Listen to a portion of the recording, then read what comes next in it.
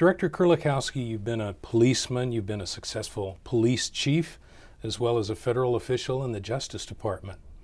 Why isn't the war on drugs something that we can just win and forget? I think we've tried to sell it for a long time in this country that whether it was the war on crime or the war on drugs, that there was an actual end result. I think in particular we've made significant progress reducing crime in this country, but no police officer ever thought they'd be out of a job.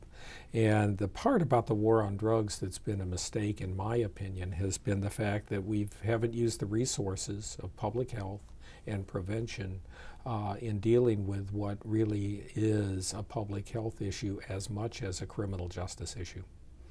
You know, leaders from neighboring countries are in the habit of reminding us that they wouldn't have problems with narcotics if it hadn't been for the fact that the United States has such a huge consumption problem.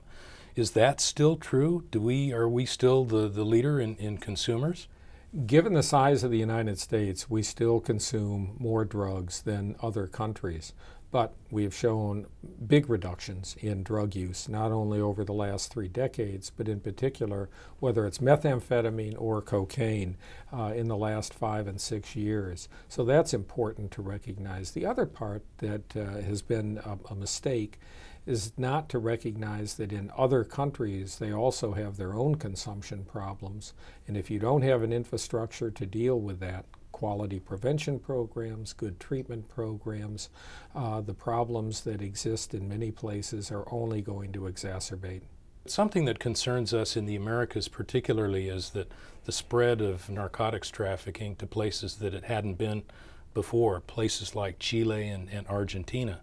And I'm wondering if there's a specific reason behind why we see consumption beginning to go up in those countries. What often isn't recognized is that drug trafficking organizations, cartels, pay their employees in product.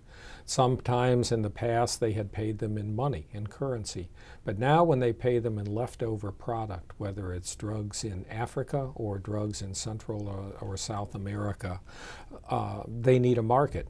And we unfortunately know that drug dealers will use any market, even people that are really economically deprived, in order to give them drugs. Some former presidents of countries in this hemisphere have come together over the last year and a half and have begun advocating at least having a conversation on either decriminalization or legalization or different methods of treatment and rehabilitation of drug users.